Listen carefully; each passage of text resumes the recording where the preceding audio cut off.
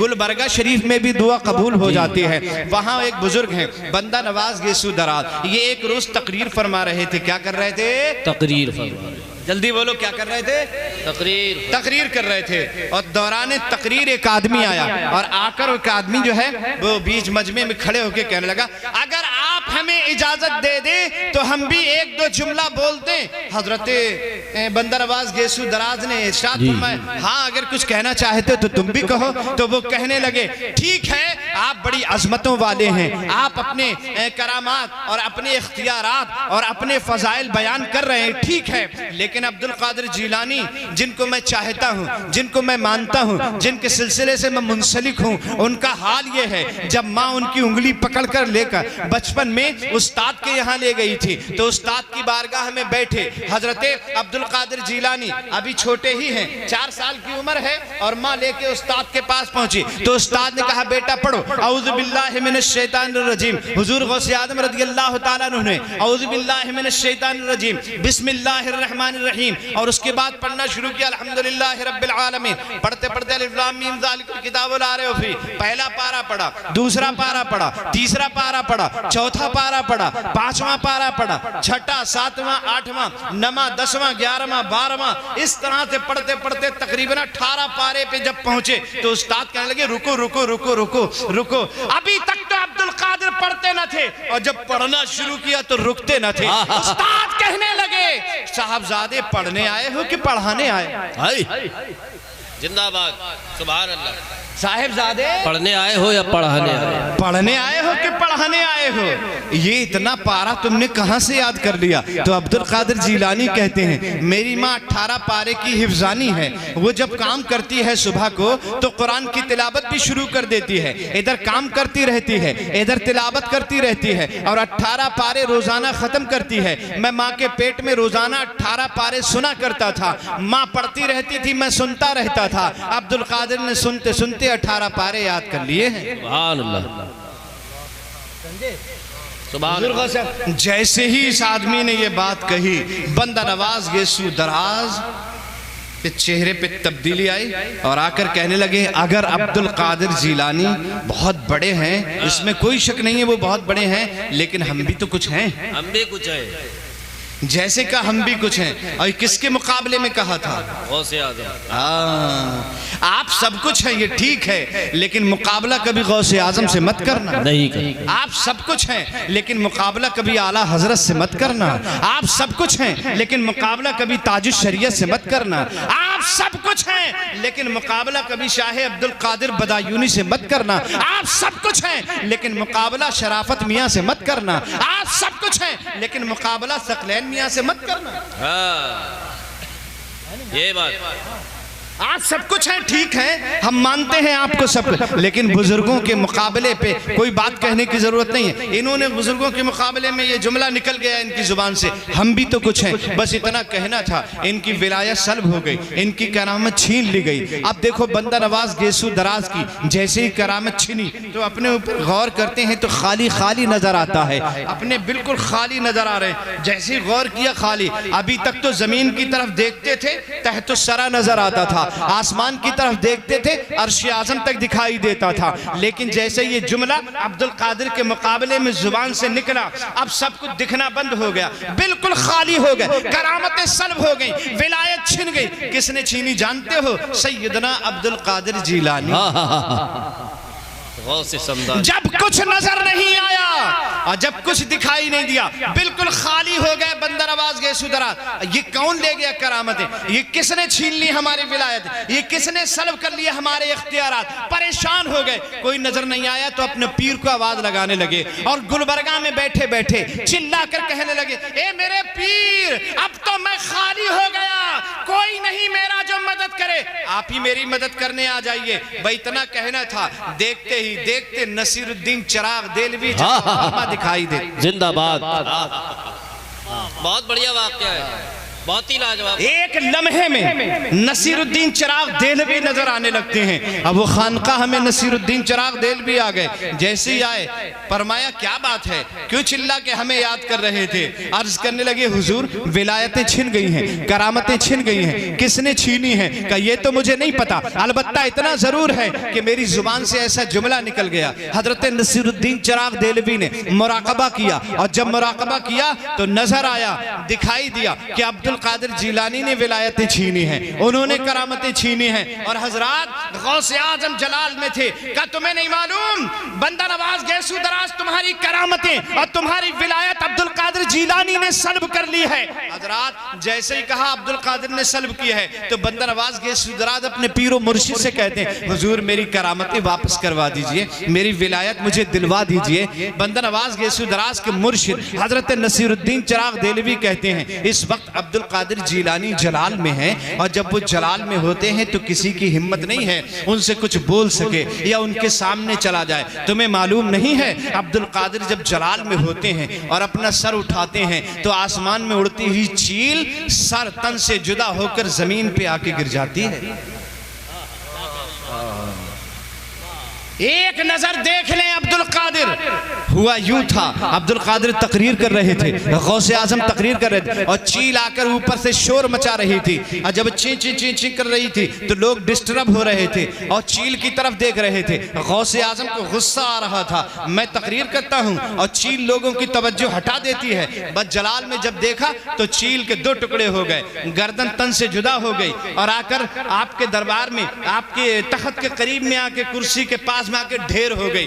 तकरीर चलती रही, और जब तकरीर मुकम्मल हो गई अब्दुल कादिर जीलानी अपने तख्त से उठे, कुर्सी से उतरे, चील के करीब पहुंचे, उसकी गर्दन को उसके सर से जोड़ दिया और कुंबे इज़्निल्लाह कह दिया। चील चहचहाती ही फिर से फजाओं में उड़ती चली जाती है, फिर से उड़ती चली जाती है। कहर ऐसा कि जुदा चील का सर तन से था, कहर ऐसा कि जुदा चील का सर तन से था, और महर ऐसा कि उड़ा देते हैं गौसे आज़म, महर ऐसा के उड़ा देते हैं गौसे आजम। हजरात नसीरुद्दीन चिराग देहलवी कहते हैं ये ठीक है अब्दुल कादिर जीलानी ने करामतें सल्ब की हैं, लेकिन इस वक्त वो जलाल में है, जलाल में मैं तो उनसे कुछ कहूंगा नहीं, मेरी हिम्मत नहीं है। कहा हुजूर फिर क्या होगा, फिर क्या होगा, आप बताएं क्या होगा। अगर आप वापस नहीं करा सकते करामतें तो कम से कम अपने पीर ही को बुलवा दीजिए, अपने पीर व मुर्शिद ही को बुलवा दीजिए। और उसके बाद नसीरुद्दीन चिराग देहलवी ने अपने पीर को आवाज लगाई, पीर व मुर्शिद को आवाज लगाई। देखते ही देखते गुलबरगा में हजरत निजामुद्दीन औलिया महबूब इलाही जलवा फरमा हो, निजामुद्दीन औलिया महबूब इलाही जलवा फरमा हो जाते हैं। जैसे ही महबूब इलाही सामने आए ये दोनों बुजुर्ग खड़े होकर अर्ज करने लगे हुजूर का कैसे याद किया। का हुजूर अब्दुल कादिर जीलानी ने बंदा नवाज गैसू दराज की करामतें छीन ली हैं, सल्ब कर ली हैं, ये खाली हो गए, रो रहे हैं, चिल्ला रहे हैं, गिड़गिड़ा रहे हैं, इनकी करामतें वापस करवाना है, अब्दुल कादिर से सिफारिश करना है। हजरत निजामुद्दीन औलिया महबूब इलाही ने मुराकबा किया, अपनी गर्दन को झुकाया, देखा तो अब्दुल कादिर जीलानी जलाल में थे, नाराज थे, आंखें खोल कर कहने लगे इस वक्त अब्दुल कादिर जीलानी जलाल में हैं, और जब वो जलाल में होते हैं तो मुर्दों को जिंदों को मुर्दा कर देते हैं, और जब महर पे होते हैं, खुश होते हैं तो मुर्दों को जिंदगी अता फरमा देते हैं। क्या तुम्हें नहीं मालूम, क्या नहीं मालूम आपको? एक नौजवान लाया गया था और ये कहा गया था इसका जनाजा पढ़ा दो। अब्दुल कादिर ने कहा जनाजा किसी और से पढ़वा लो। कहा नहीं हुजूर आप ही जनाजा पढ़ा दीजिए। अब्दुल कादिर फरमाते हैं अब्दुल कादिर हमेशा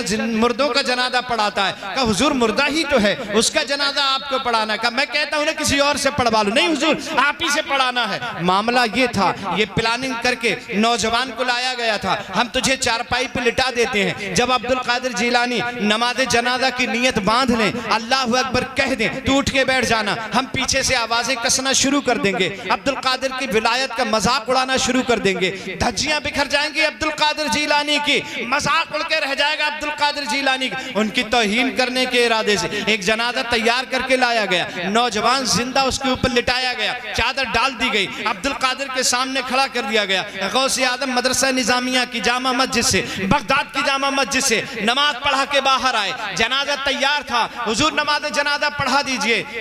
عبد القادر کہتے ہیں کسی اور سے پڑھوائی، نہیں حضور آپ سے پڑھوانے کا ارادہ ہے۔ کہا ٹھیک ہے مجھ سے پڑھوانے کا ارادہ ہے۔ جنازے کے سامنے بڑھے، مصلی بچھایا گیا، عبد القادر مصلی پہ کھڑے ہو گئے اور اس کے بعد فرمایا صفیں درست ہو گئیں؟ ہاں صفیں درست ہو گئیں۔ تو کہ میں نماز جنازہ کی نیت کر لوں؟ ہاں نماز جنازہ کی نیت کر لو۔ بھائی اتنا کہنا تھا، عبد القادر نے نماز جنازہ کی نیت کر لی۔ نبیت ان اؤدی للہ تعالی 4 تکبیرات صلاۃ الجنازہ، الثناء للہ تعالی والدعاء لہذا المیت، الثناء للہ تعالی والدعاء لہذا المیت متوجہا الی جہت الکعبۃ الشریفہ۔ اللہ اکبر، اللہ اکبر کہہ کہ غوث اعظم نے نیت باندھ لی۔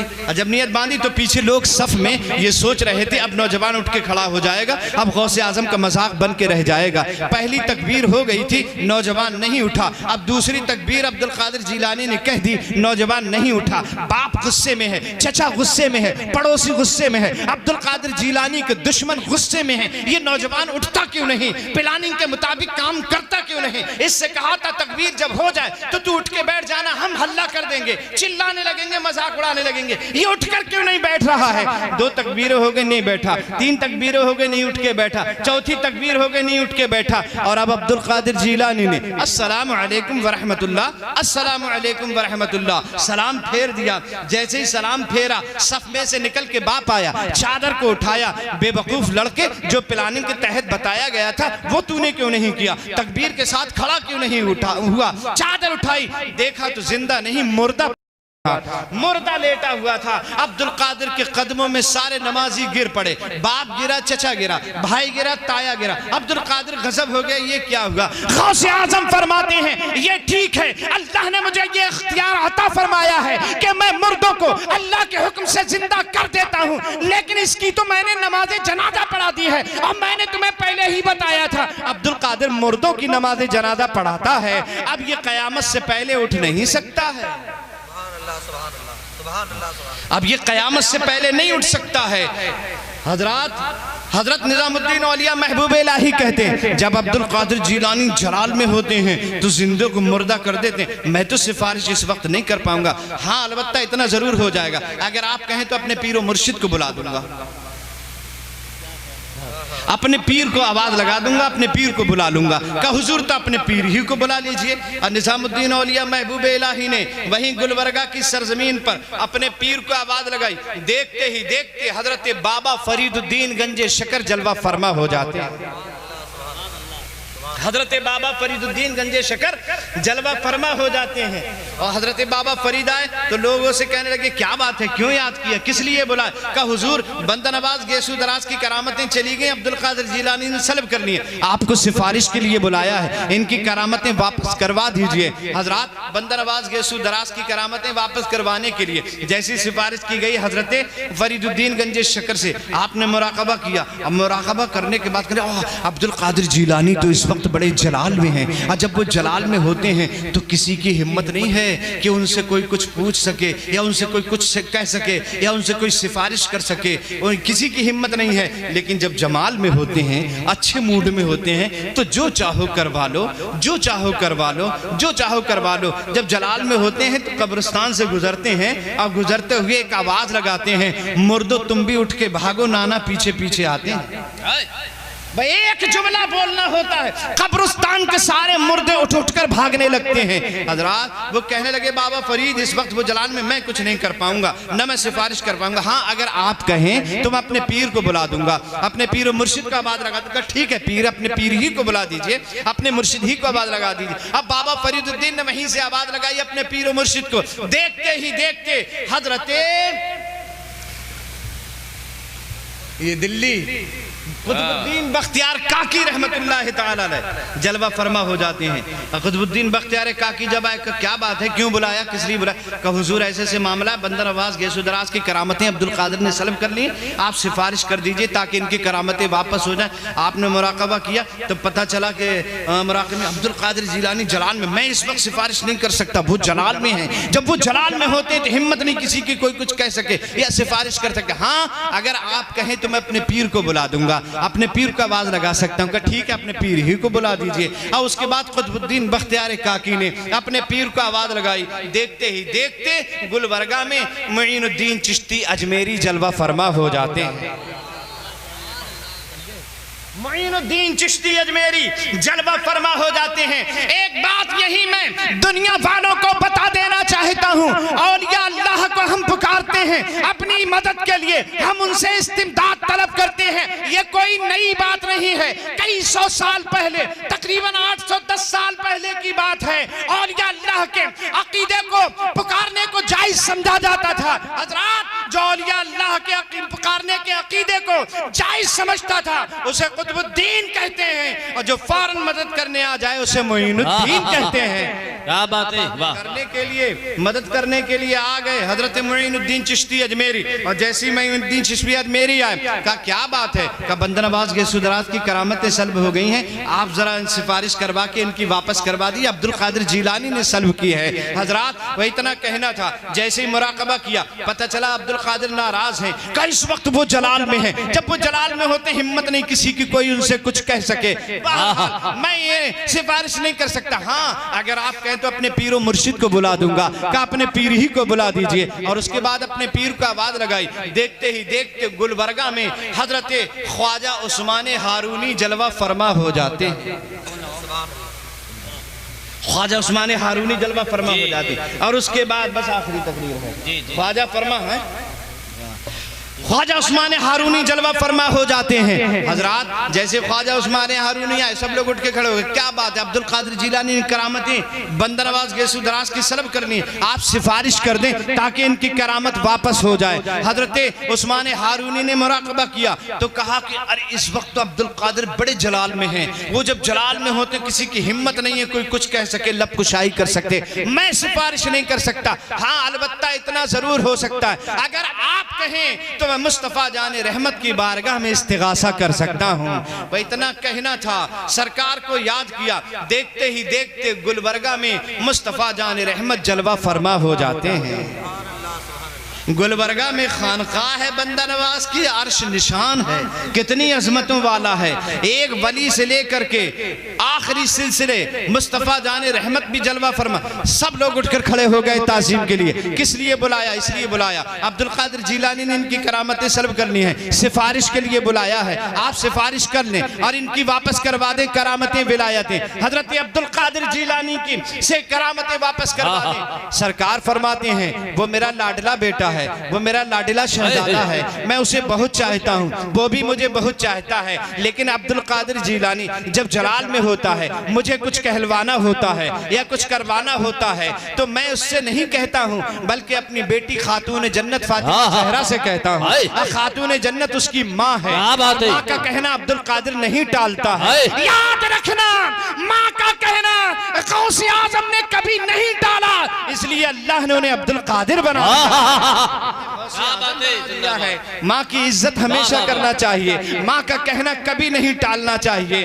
سرکار علیہ السلام سے لوگ کہنے لگے تو ٹھیک ہے پھر خاتون جنت فاطمہ زہرا ہی سے ارشاد فرما دیا جائے. اور خاتون جنت کو آواز لگائی, پردہ کروایا گیا. دیکھتے ہی دیکھتے خاتون جنت اپنے والد بزرگوار کے سامنے, نبی دو جہاں کے سامنے جلوہ فرما ہو جاتی ہیں. بیٹی خاتون جنت عبدالقادر جیلانی نے بندہ نواز گیس و دراز کی کرامتیں سلب کرنی ہیں, ان کی کرامتیں واپس کروا دیجئے. خاتون جنت فرماتی ہیں بیٹا عبدالقادر, شہزادہ عبدالقادر, ان کی کرامتیں واپس کر دیجئے. جیسے ہی خاتون جنت فاطمہ زہرا نے غوث اعظم سے ارشاد فرمایا بندہ نواز کی کرامتیں واپس کر دو, عبدالقادر کہتے ہیں میری ماں فاطمہ زہرا, آپ کا ارشاد میں نے کبھی نہیں ٹالا, میں ان کی کرامتیں واپس کر رہا ہوں. جو ان کی کرامت تھی وہ بھی میں نے انہیں دے دی. ایک ولایت اپنی طرف سے عطا کر دی ہے، کیا بات ہے؟ ایک ولایت اور اپنی طرف سے عطا کر دی ہے، لہذا پورے ہندوستان کے ولیوں میں ایک ولی کے اندر ایک ہی کرامت ہے، ایک ہی ولایت کی پاور ہے، لیکن بندہ نواز گیسو دراز کے اندر 2 ولیوں کی پاور ہے۔ یہ غوث اعظم کی شان ہے۔ اعلیٰ حضرت فرماتے ہیں شکر کے جوش میں جو ہے وہ تجھے کیا جانے۔ اسی موقع پہ اعلیٰ حضرت نے کہا تھا، اور بندہ نواز گیسو دراز ہی کے لیے اعلیٰ حضرت نے کہا تھا شکر کے جوش میں جو ہے وہ تجھے کیا جانے، خضر کے ہوش سے پوچھے کوئی رتبہ تیرا، مجرے چشت بخارا و عراق و اجمیر کون سی کشت پہ برسا نہیں جھالا تیرا، اور حرم و طیب و بغداد جدھر کیجے نجات جوت پڑتی ہے تیری نور ہے چھنتا تیرا، تیری سرکار میں لاتا ہے رضا اس کو شفیع جو میرا غوث ہے اور لاڈلا بیٹا تیرا۔ واہ واہ واہ سبحان اللہ۔ یہ کلام حضرت واحد انصاری صاحب کا اور سماعت فرمائیے، اس کے بعد انشاءاللہ